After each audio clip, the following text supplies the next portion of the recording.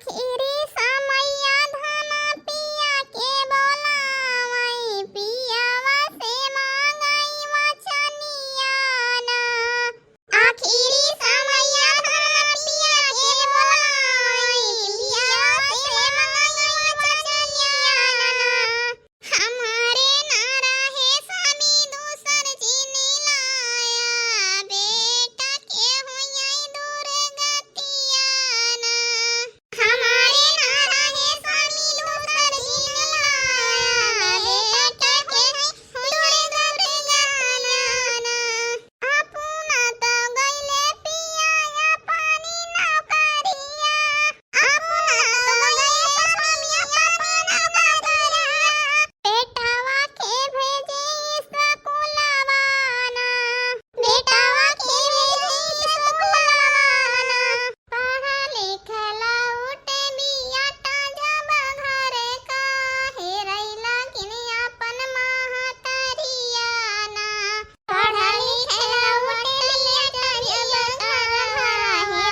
हेरैला किन अपन महतरिया ना देरिया के मारे बेटा खाना मौना मांगई भूखिया से तड़पई परनवाना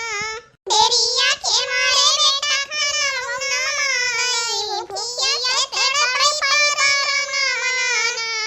भीतरा से निकरी मैबा महतरिया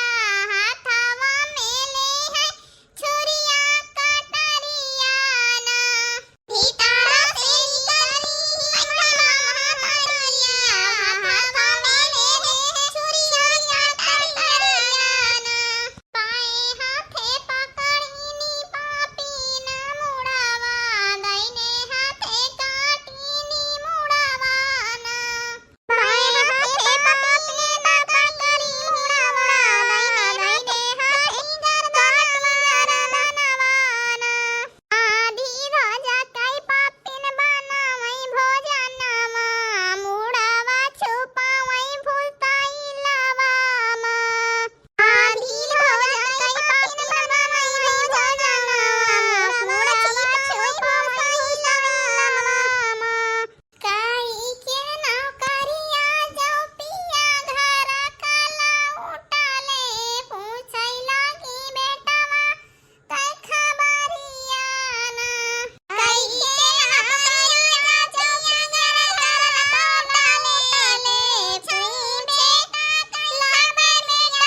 कै खबरिया ना तोहरै तो स्वामी बेटा दूध भात खाइले